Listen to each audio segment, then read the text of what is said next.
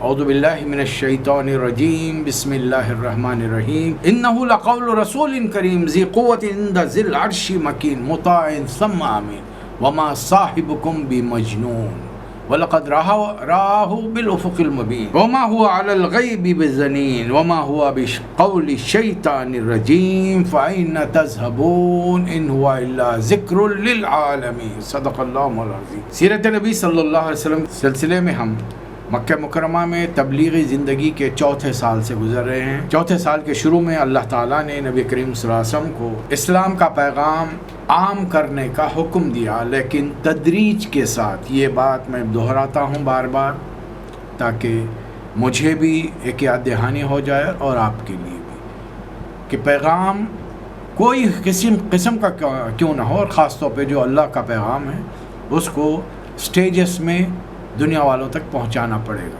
پہلے اپنے آپ پر اس کو نافذ کرنا پڑے گا، اللہ کے احکامات پر خود عمل کرنا پڑے گا، پھر اپنے بال بچے، عزیز اقارب، اہل گھر والے ہیں، پھر اس کے بعد رشتہ دار ہیں، عزیز اقارب، ماں کے رشتہ دار، ننیال والے، باپ کے رشتہ دار، ددیال والے، پھر دنیا والے۔ یہ ترتیب ہونی چاہیے۔ یہ نبی کریم صلی اللہ علیہ وسلم کی سیرت کا طریقہ کار ہے، قرآن کے اسی مطابق ہدایات ہیں۔ تو اس ضمن میں ہم نے 2 سوروں کا مطالعہ کیا، سورہ المدثر، اس کی ابتدائی 7 آیات، پھر اس کے بعد میں سورہ ملک۔ آج آپ کے سامنے نبی کریم صلی اللہ علیہ وسلم نے جن سوروں کے بارے میں فرمایا تھا کہ قیامت کا منظر دیکھنا ہو تو 3 سورے ان کا مطالعہ کر۔ پہلا سورہ انفطار ہم نے مکے کہ پہلے 3 سالوں کا آخری سورہ رکھا تھا۔ اب یہ دوسرا سورہ التکویر ہے، جس کی کچھ آیتیں میں نے آپ کے سامنے تلاوت کی ہیں۔ بات چونکہ کھل کے سامنے آ گئی ہے، اور لوگ جو اپنے ذہنوں میں سوچ رہے ہیں کہ یہ نبی صلی اللہ علیہ وسلم پر کوئی سایہ جھپٹ، جادو آدو تو نہیں ہو گیا، کسی کا جن بھوت کا اثر تو نہیں ہو گیا ہے، اور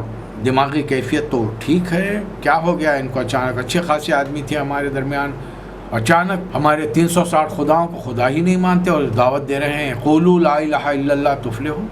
تو کہیں ان پر جنون کے آثار تو نہیں ہے؟ تو اللہ تعالیٰ ان آیتوں میں سورہ تکویر کی فرما رہا ہے، یہ بزرگ پیغامبر کا قول ہے جو بڑی طاقت رکھتا ہے، عرش والے کے ہاں بلند مقام ہے۔ یہ جبرائیل کی بات ہو رہی ہے علیہ الصلوۃ والسلام، اور آسمانوں پر ان کا حکم مانا جاتا ہے۔ پھر اللہ فرما رہا ہے وما صاحبکم بمجنون، تمہارے ساتھی پر، تمہارے رفیق پر، حضرت محمد مصطفیٰ صلی اللہ علیہ وسلم پر کوئی جنون کے آثار نہیں ہے، نہ وہ مجنون ہوئے ہیں، بلکہ انہوں نے تو فرشتے کو اس کی اصلی حالت میں دیکھا۔ اور دنیا والوں کو یہ بتانا چاہیے آج ہم مسلمانوں کو، جن اور فرشتے یہ 2 مخلوق ایسے ہیں جسے انسان دیکھ نہیں سکتا۔ اس کا مطلب جو چیز نظر نہیں آتی اس کا سارے سے انکار کرنا، یہ جہالت کی دلیل ہے۔ ہوا آپ کو مجھے نظر نہیں آتی، لیکن ہوا کو مانتے ہیں نا۔ انتہائی ہوا نہ بھی چل رہی ہو تو آپ کے اطراف میں ہوا آپ کو گھیرے رہے گی، اپنا ہاتھ ہلائیے، پتہ چل جائے گا۔ چیز کی حرکت دینے سے ہوا خود بخود آپ کو احساس دلائے گی کہ میں ہوں۔ ہم سانس لے رہے ہیں بغیر ہوا کے تو ہم سانس بھی نہیں لے سکتے۔ تو ضروری نہیں ہر چیز نظر آ جائے، اور خاص طور پہ دین کے معاملے میں کچھ استثناء ہوں گے، ایکسیپشنل کیسز ہوں گے جہاں پر انسان کو وہ معلومات نہیں مل سکتی، اور وہ ایک آدمی کے تھرو ہی ملتی ہے، اور وہ ہوتے ہیں نبی، رسول، پیغامبر۔ وہی بتا سکتے ہیں اللہ کیا ہے، کہاں ہے، اور اس نے کیا کیا کام دنیا میں، کائنات کیسے بنائی، یہ تمام چیزیں وہی بتا سکتے ہیں، دوسرے اور کوئی نہیں بتا سکتے۔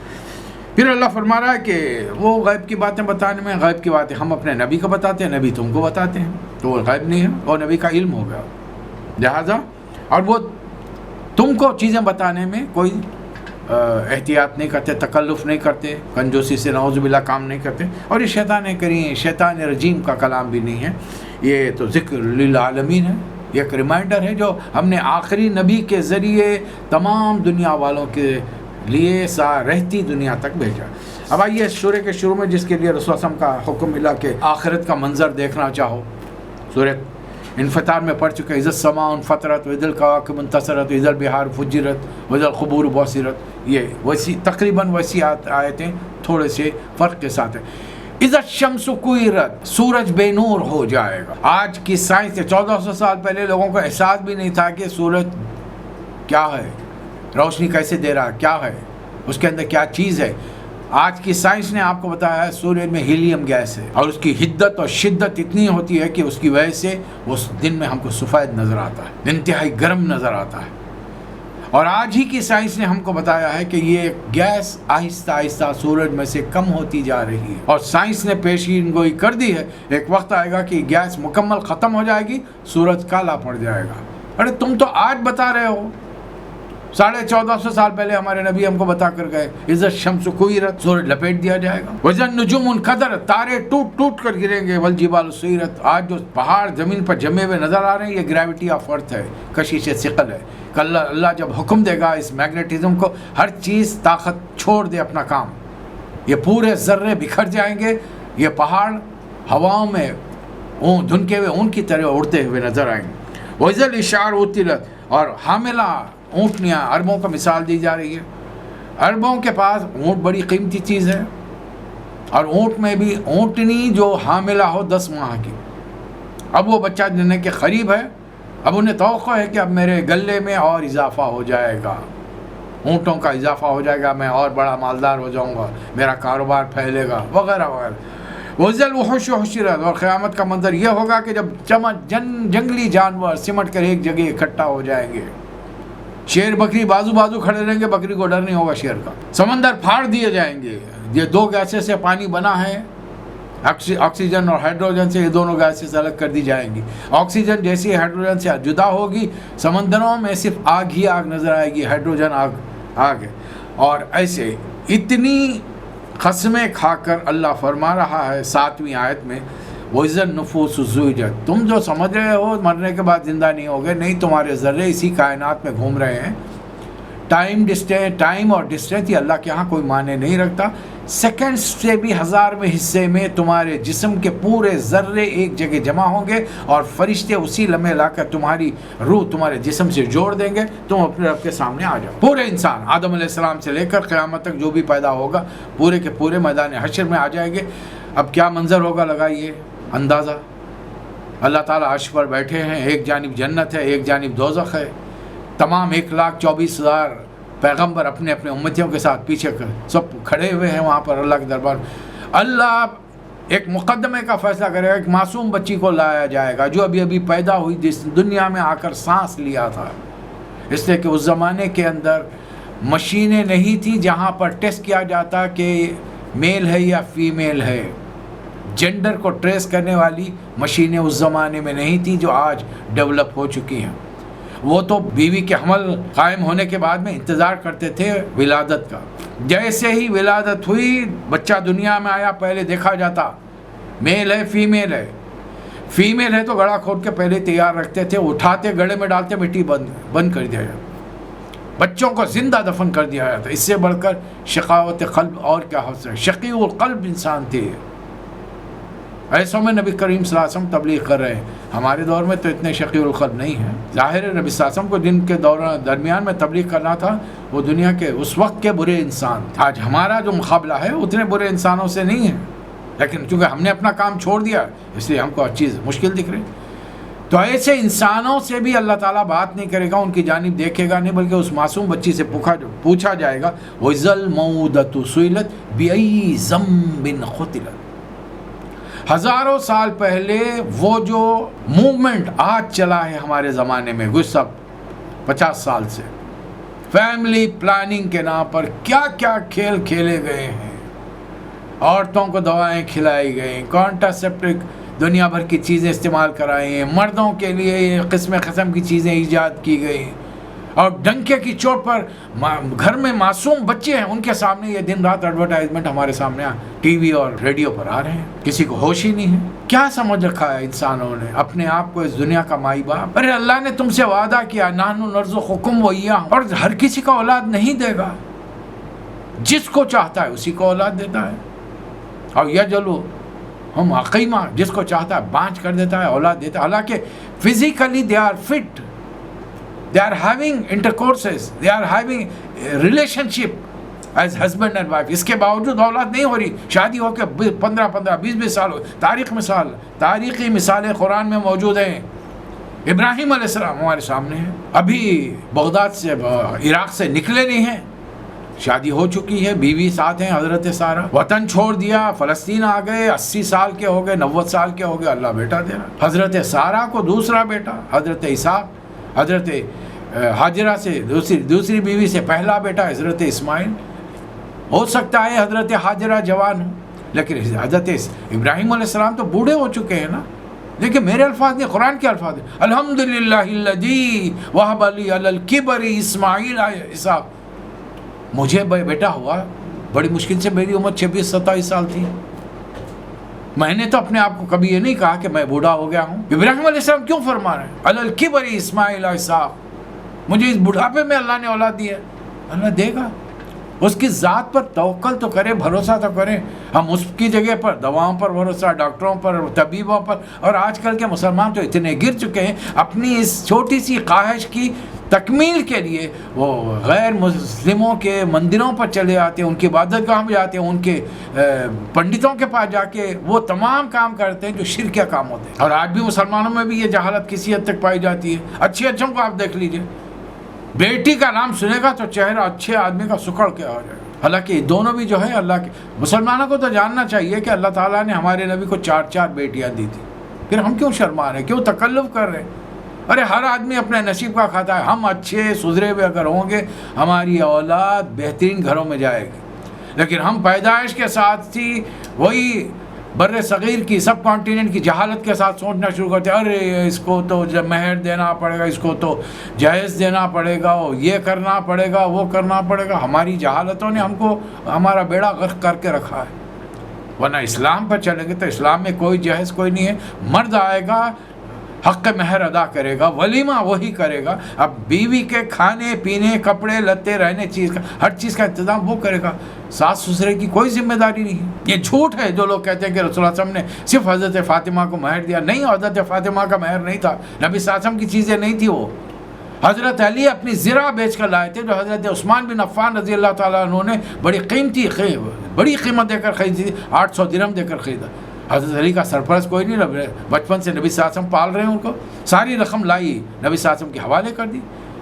ولیمے کے لیے 2 اونٹ خریدے گئے بقایا چیزوں سے. گھر کی معمولی سی چکی اور چکی کا پاٹ، اس کے ساتھ ایک برتن، 1-2 برتن، اس کے ساتھ پتے بھری ہوئی چھال کے تکیے، 1-2 چادریں، دٹس. ارے کم از کم اسی پر تو عمل کرو. جب تم کہہ رہے ہو کہ نبی نے بیٹی کو جہیز دیا ہے تو تم کیا سینکڑوں آدمیوں کا سر پہ جہیز رکھ کے میں دنیا والوں کو بتا رہے ہو تم نبی سے بڑھ گئے؟ یہ ہمارے مالدار جو حرکتیں کرتے ہیں، یا عام چھوٹے آدمی جو حرکتیں، دیہاتوں والے جن کے اپنے کھانے پینے کے لالے ہیں، قرضے لے کر سود میں مبتلا ہو کر، اب تم سود کھا کر اللہ رسول سے ایک طرف جنگ کر رہے ہو اور دوسری طرف وہ بدعتیں، وہ رسومات اپنے گھر میں ایجاد کر رہے ہو جس کو اللہ رسول منع کرنے کے لیے.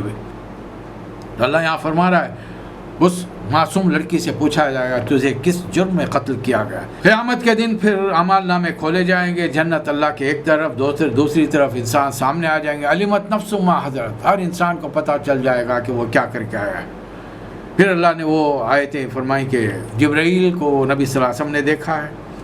اور یہ قرآن جو ہے ذکر للعالمین ہے، تمام عالموں کا. چاہے نبی صلی اللہ علیہ وسلم دنیا میں رہیں نہ رہیں، واپس اللہ کے پاس چلے آئیں، تو بھی دنیا والوں کے لیے یہ پیغام ایک یاد دہانی، ریمائنڈر ہے. اور یہ پہنچانا کس کی ذمہ داری؟ یہ ہے اصل کام جو مجھے اور آپ کو کرنے کا. لمن شاء منکم استقام، چاہے جو آئے. میرا اپنا نہیں آتا ہے مت آئے، کوئی مسئلہ نہیں، میں دوسرے پر تبلیغ کروں. ایک آدمی کا ایمان لانا انسان کے لیے 100 سرخ اونٹوں سے بہتر ہے. یہ رسول اللہ صلی اللہ علیہ وسلم کا ارشاد ہے.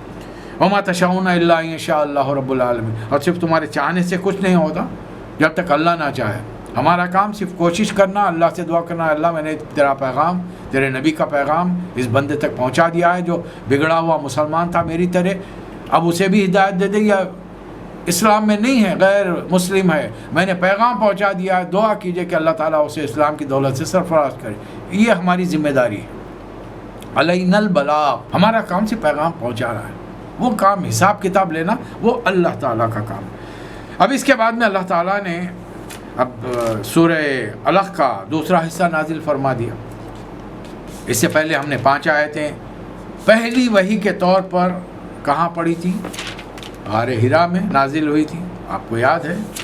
صرف یاد دہانی کے لیے تاکہ بچوں کو یاد دلائے. ہم جتنی باتیں ہم جانتے ہیں، ہم سمجھتے ہیں، ازیوم کر لیتے ہیں کہ ہمارے بچے بھی سب جانتے ہوئے. نہیں، کم از کم آج کل کے ایام میں بٹھائیے، سمجھائیے. اب تو بچے بھی آن لائن کلاسز لے رہے ہیں نا. پرائمری کے بچے، مڈل اسکول کے بچے، تو گھر میں وقت ہے نا، کتنا ٹی وی دکھائیں گے ان کو، کتنا فالتو بیکار وقت ان کا ضائع کریں گے. یہ ان کی زندگی کا اہم ترین وقت. صرف دنیاوی تعلیم امپورٹنٹ نہیں ہے. دنیاوی ایک بات یاد رکھ لیجئے، یہ کوئی فلسفی کا خیال نہیں ہے، نہ میں قول پیش کر رہا ہوں، میں آپ کے سامنے اپنی بات رکھ رہا ہوں. صبح اٹھنے کے بعد فجر پڑھائیے اپنے بچوں کو، قرآن کی ایک آیت اور ترجمہ اپنے ان کے لیول کے مطابق سمجھانے کی کوشش کیجیے. اس کے بعد میں بولیے دن بھر کتاب پڑھتے رہو، کھیلو کودو، اپنے اسکول کی پڑھائی پڑھتے رہو. آپ یقین مانیے صبح کا قرآن جس کی شہادت دی جاتی ہے آپ کے بچوں کے ذہنوں کو کھول دے گا. ان کو دنیاوی تعلیم بالکل معمولی سی نظر آئے گی، آسان. ہم ایک طرف تو اللہ کے کلام کو چھوڑ کر چاہتے ہیں کہ دنیاوی تعلیم ہمارا بچہ ایکسپرٹ بن جائے، تو کیسے ممکن؟ قرآن جو تمام علوم کا سر چشمہ ہے، جڑ بنیاد ہے، اس کو چھوڑ کر دنیاوی تعلیم ہم صرف دینا چاہیں گے تو کیسے ممکن؟ چوتھا سال ہے، نبی کریم صلی اللہ علیہ وسلم کبھی کبھار کعبۃ اللہ کے پاس نماز پڑھنے پہنچ جاتے ہیں. اور یہ روایات میں بھی ایک بار حضرت عباس حرم کے پاس بیٹھے ہوئے ان کے اپنے دوست کے ساتھ کہ اچانک وہ دونوں نے دیکھا کہ ایک نوجوان آئے اور کعبے کی طرف منہ کر کے کھڑے رہ گئے. اس کے بعد میں ایک بچہ آیا، ان کے پیچھے، نوجوان کے پیچھے کھڑا رہ گیا. اس کے بعد ایک خاتون آئی، وہ بچے کے پیچھے کھڑے رہ گئی. تو حضرت عباس کے دوست نے پوچھا بھائی کون ہے؟ تو کہا، حضرت عباس نے کہا کہ یہ میرے بھتیجے ہیں محمد، اور ان کا کہنا یہ کہ اللہ نے ان کو رسول بنا کر بھیجا ہے، اور یہ اپنے طریقے سے اپنے رب کی عبادت کر رہے، نماز پڑھ رہے. یہ منظر ظاہر دوسروں نے بھی دیکھا. کسی نے جا کر ابو جہل، اس کا نام یاد رکھیے، اس کا اصلی نام ہے عمر بن ہشام، عمر بن ہشام، لیکن اپنی جہالت کی وجہ سے اس نے قیامت تک کے لیے رسول اللہ علیہ وسلم سے نام پا لیا ہے ابو جہل. حالانکہ اس دور میں جب نبی صلی اللہ علیہ وسلم ابھی نبی بنے، اسے ابو الحکم پکارا جاتا، حکمت کا باپ. ہی واز اے جینیس، انتہائی غیر معمولی طور پر ذہین انسان تھا، وائز. کسی نے جا کر کہا کہ بھائی آج کل تمہارے جو ساتھی ہیں ہم عمر دوست، یہ ان کا حال کچھ عجیب و غریب ہے یار، کھڑے کے عجیب طریقے سے کعبے کے پاس عبادت کرتے ہیں، کبھی کھڑے رہ جاتے ہیں، کبھی جھک جاتے ہیں، رکوع کرتے ہیں، کبھی سجدے میں جا کے اپنی پیشانی اور ناک کو زمین پہ مٹی میں لگا دیتے ہیں. ابو جہل نے بڑے ترنگ میں جوش میں آ کر کہہ دیا کہ اگر میں نے محمد کو ایسا عبادت کرتے ہوئے دیکھا تو ان کی گردن پر نعوذ باللہ من ذالک پیر رکھ کر رون دوں گا، مسل دوں گا. ایک موقع آ گیا، ایک موقع اس طریقے سے آیا کہ نبی صلی اللہ علیہ وسلم عبادت میں، کسی نے بھاگ کر جا کر اطلاع دیا ابو جہل کو. آیا، دیکھا نبی صلی اللہ علیہ وسلم کونے میں عبادت میں کھڑے ہوئے، قیام میں ہیں، تلاوت ہو رہی ہے. رکوع میں چلے گئے، اب اسے یقین ہوگا کہ اب یہ سجدے میں جائیں گے. اب بڑی تیزی سے آپ کی طرف بڑھا، نبی صلی اللہ علیہ وسلم اسی وقت سجدے میں گئے. یہ تیزی سے بڑھا کہ آپ کے گردن مبارک پر کوئی ناشائستہ حرکت کرے پیر رکھنے کی، کہ قریب پہنچنے پر اس کے چہرے کی رنگت بدل گئی، ہوائیاں اڑنے لگی، اور بڑی جتنی تیزی سے آگے بڑھا تھا اتنی تیزی سے پیچھے ہٹ کر آ گیا. نبی صلی اللہ علیہ وسلم بڑے نارمل طریقے سے اطمینان سے اپنی نماز ادا کر رہے ہیں. لوگوں نے اس سے پوچھا، پلٹ کر واپس آ گیا، بھائی کیا بات ہے، تم تو اتنی ڈینگے مار رہے تھے، میں یہ کر دوں گا اور وہ کر دوں گا، ابھی تو تمہارا چہرہ فخ پڑا ہوا ہے، رنگت اڑ گئی ہے، کیا ہو گیا؟ کہا کہ میں جب محمد کے قریب پہنچا صلی اللہ علیہ وسلم کہ انہیں ڈراؤں یا ان کے ساتھ کوئی حرکت کروں نازیبا، اچانک مجھے محسوس ہوا کہ ان کے بازو کوئی ایسی مخلوق کھڑی ہے کہ اگر میں نے انہیں چھوا تو میرے ٹکڑے کر دے گی. بعد میں نبی کریم صلی اللہ علیہ وسلم نے صحابہ کرام کو بتایا، جبرائیل تھے، اگر ابو جہل مجھے چھو بھی لیتا جبرائیل اس کے ٹکڑے کر دیتے وہیں پر. ایک اور موقع، مکے میں ایک آدمی اپنا سامان بیچنے آیا. ابو جہل نے سارا سامان خرید لیا، شاید اونٹ وغیرہ تھے بیچنے کے، ابو جہل نے خرید لیے، پیسے ادا نہیں کیا. اب وہ بیچارہ مکے کے بڑے بڑے سرداروں کے پاس جا رہا ہے، گزارش کر رہا، بھائی میں مسافر ہوں، سامان بیچنے آیا، یہاں پہ فلاں صاحب ہیں، وہ آئے میں سے سامان خرید کے لے گئے میرا، لیکن پیسے نہیں دے رہے. قریش کے سرداروں کو خود شرارت سوجی، انہوں نے دیکھا کہ نبی صلی اللہ علیہ وسلم کونے میں بیٹھے ہوئے، کہنے لگے کہ دیکھو بھائی، ہم میں سے یہاں جتنے بھی آدمی سردار بیٹھے ہیں نا، ہم میں سے کسی میں اتنی طاقت نہیں ہے کہ وہ آدمی سے ہم جھگڑا کر سکیں. بس ایک صاحب تمہیں تمہارا مال دلا سکتے ہیں، اور وہ ہیں، وہ دیکھو وہ کونے میں بیٹھے ہوئے ہیں. وہ بیچارہ غیر بستی سے آیا ہوا اجنبی آدمی ہے، اسے کیا معلوم. وہ سیدھا نبی صلی اللہ علیہ وسلم کے پاس پہنچا، سلام دعا کے بعد کہا کہ حضرت میں یہاں پر نیا ہوں اور ایک صاحب نے میرا مال خریدا ہے اور پیسے نہیں دیے ہیں، اور یہاں کے لوگ یہ اطراف میں جو سردار بیٹھے ہیں یہ کہہ رہے کہ آپ ہی مجھے یہ مال دلا سکتے. نبی صلی اللہ علیہ وسلم نے ایک سیکنڈ کا توقف نہیں کیا، فوری کھڑے رہ گئے، سیدھا گئے ابو جہل کے گھر پہ گئے، کھٹکا دیا. اندر سے آواز ہے کون؟ رسول اللہ علیہ وسلم نے فرمایا محمد. اور یہ آیا، دروازے پر کھولا، نبی صلی اللہ علیہ وسلم کو دیکھا تو ٹھٹک گیا. نبی صلی اللہ علیہ وسلم نے فرمایا کہ تم نے اس شخص کا سامان خریدا ہے؟ تو کہنے لگا کہ ہاں، تو فوری اس کے پیسے ادا کر، بغیر کچھ کہے کہ گھر میں گیا، پیسے لایا، اور آدمی کو جب وہ آدمی شکریہ ادا کرتے ہوئے چلا گیا۔ نبی صلی اللہ علیہ وسلم بھی چلٹ گیا۔ دوسرے دن پتہ نہیں وہ جو اس پہ کیا رسول اللہ علیہ وسلم کی شخصیت کا روب اس پہ طاری تھا، اب وہ دور ہو گیا۔ جب دوسرے دن رسول اللہ علیہ وسلم کو دیکھا تو بڑا ڈینگا مارنے کا، کیا سمجھا تم نے میرے گھر پر آ کے مجھے ڈرا کر چلے گئے، اس بستی میں میرا مقام ہے، میرا اتنا بڑا جتھا ہے، اتنا بڑا سردار ہوں، وغیرہ وغیرہ وغیرہ، میرے ایک اشارے پر لوگ جمع ہو جائیں۔ ان دو واقعات کی وجہ سے اللہ تعالیٰ نے سورہ الق کا دوسرا حصہ نازل فرمایا۔ آئیے دیکھیں کیا ہے۔ کلا ان الانسان لیطغی، ہرگز نہیں، انسان سرکشی کرتا ہے۔ اللہ نے ذرا مال دے دیا، صورت، شکل، جسم، طاقت، صلاحیت، سرداری دے دی، تو اپنے آپ کو من چیز دیگرس، کچھ اور ہی مخلوق سمجھ رہے ہو تم۔ الرّاہ استغنیٰ، اپنے آپ کو بے نیاز سمجھتا ہے۔ آج کل کے مالداروں کا بھی یہ حال ہے، اب مجھے کسی سے کیا لینا دینا، نہیں ملتے مت ملو صاحب، مجھے کوئی لینا دینا نہیں ہے، میں اپنے حال میں مست ہوں، میں اپنے بیوی بچوں میں مست ہوں۔ ارے نہیں بھائی، دنیا میں ہو تم، بیوی بچوں میں کب تک مست رہو گے بھیا؟ آج بیٹی چھوٹی ہے، کل جوان ہوگی، بیٹا چھوٹا ہے، کل جوان ہوگا، رشتہ مانگنے تو جانا پڑے گا نا، کہ اپنے گھر میں نکاح کر لو گے؟ دنیا سے ناتا نہیں توڑ سکتے آپ، جنگلوں میں نہیں رہتے ہم، اس دنیا میں رہنا ہے ہم کو۔ اور دنیا کا وہ بدترین شخص ہے جو لوگوں سے تعلقات کو توڑ کے بیٹھے، بہترین شخص وہ ہے جو لوگوں سے تعلقات کو جوڑے۔ اور ہمارا کام رسول اللہ علیہ وسلم کے امتی کی حیثیت سے کام ہے کہ مسلم ہو غیر مسلم ہو، اچھا ہو برا ہو، ہر ایک کسی کے ساتھ اچھے طریقے سے پیش آئیں، معاملات رکھیں، یہ ہماری ذمہ داری ہے۔ یہ کہنے سے بات نہیں چلے کہ مجھے کسی کی پرواہ نہیں ہے، یہ ایک انتہائی جاہل متکبر انسان ہی بول سکتا ہے۔ تو اللہ فرما رہا ہے اِنَّ إِلَىٰ رَبِّكَ الرُّجْعَىٰ، سب کو پلٹ کر اللہ کی طرف جانا ہے۔ أَرَأَيْتَ الَّذِي يَنْهَىٰ عَبْدًا إِذَا صَلَّىٰ، دیکھا وہ شخص ہو جو میرے بندے کو نماز پڑھنے سے روکتا ہے۔ أَرَأَيْتَ إِنْ كَانَ عَلَى الْهُدَىٰ وَأَمَرَ بِالتَّقْوَىٰ، یہ میرا بندہ جو نماز پڑھ رہا ہے، لوگوں کو تقوی کی تعلیم دے رہا ہے، ہدایت کی بات بتا رہا ہے، اور یہ شخص جو روک رہا ہے، أَرَأَيْتَ إِنْ كَذَّبَ وَتَوَلَّىٰ، بار بار اللہ فرما رہا ہے کہ تم نے دیکھا، تم نے دیکھا، ہاں ہم نے دیکھا، ہمارے زمانے میں یہ ہو رہا ہے۔ نیکی کی بات کرنے والوں کو نیکی کی بات نہیں کرنے دی جا رہی، فحش و منکر کرنے والوں کو سرآنکھوں پر بٹھایا جا رہا ہے۔ کل ناچنے والیوں کو بازاری عورتیں کہا جاتا تھا، گانے والیوں کو مغنیہ کہا جاتا تھا، اداکاری کرنے والوں کو نٹ کہا جاتا تھا، آج ان کو پدم بھوشن، پدم شری، بڑے بڑے اعزازات سے نوازا جا رہا ہے۔ اندازہ لگائیے آپ کیسے کیسے ایسے ویسے ہو گئے، ایسے ویسے کیسے کیسے ہو گئے۔ الم یعلم بان اللہ یری، یہ نہیں جانتا اللہ دیکھ رہا ہے۔ دیکھیے ایک آیت نمبر 14 آپ پڑھیے، میں پڑھوں، ایک بار سمجھ میں آ جائے کوئی، پھر میں غلطی نہیں کروں گا، گناہ نہیں کروں گا، آپ غلطی نہیں کریں گے، گناہ نہیں کریں گے۔ الم یعلم بان اللہ یری، کیا ہم نہیں جانتے اللہ ہمیں دیکھ رہا ہے؟ ہم جانتے ہیں 24 گھنٹے ہمارا رب ہمیں دیکھ رہا ہے، پھر بھی غلطیاں چل رہی ہیں، زبان چل رہی، بے تکان زبان چلی جا رہی، کس کو کیا کہہ رہے ہیں، کیسے کہہ رہے ہیں، کب کہہ رہے ہیں، کوئی ہوش نہیں ہے۔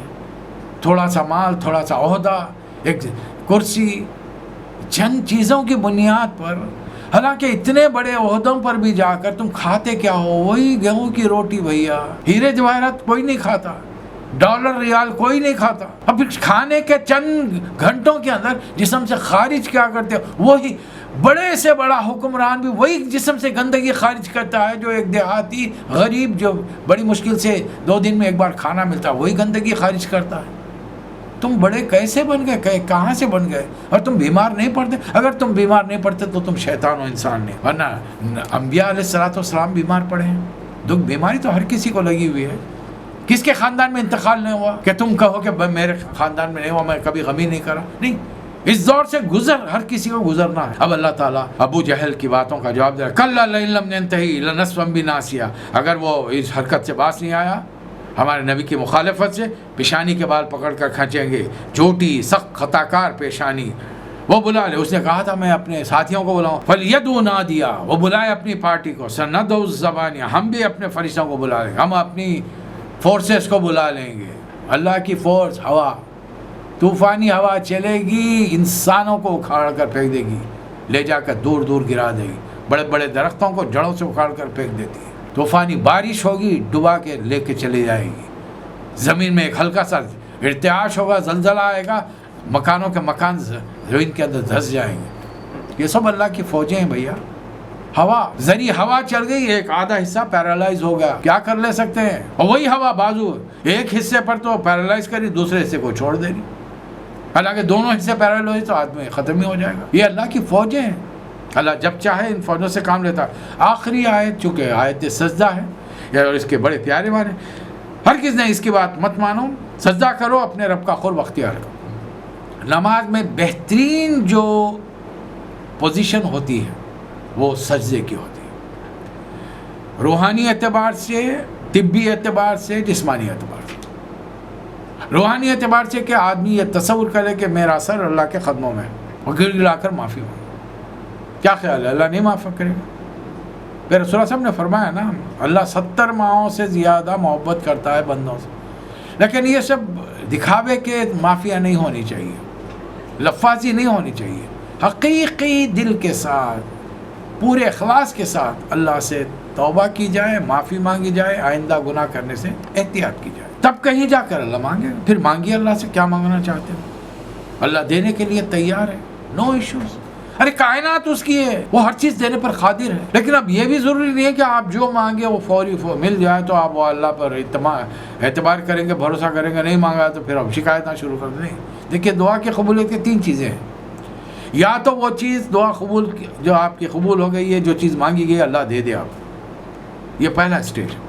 دوسرا، کوئی مصیبت اللہ نے لکھ دی تھی اس وقت آپ کے لیے، آپ نے دعا مانگی، اللہ تعالیٰ نے آپ کو آپ کی مانگی ہوئی چیز تو نہیں دی، وہ مصیبت کو ٹال دی. آپ کو پتہ ہی نہیں ہے کہ دعا کے کیا اثرات ہوئے ہیں، ورنہ وہ دعا کر کے باہر نکلتے ٹکر ہو جاتی، سیڑھیوں پہ پیر پھسلتا، ہڈی ٹوٹ جاتی، کچھ بھی ہو سکتا تھا. Anything can happen.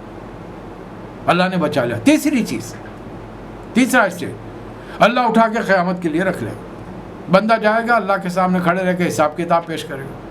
پتہ چلے گا نیکیوں کا پلڑا ہلکا ہے، گناہوں کا بھاری ہے. ہاں بھائی کو اور نیکی ہے، فرمایا عرض کرے گا کہ اللہ اور تو کچھ یاد نہیں آ رہا ہے.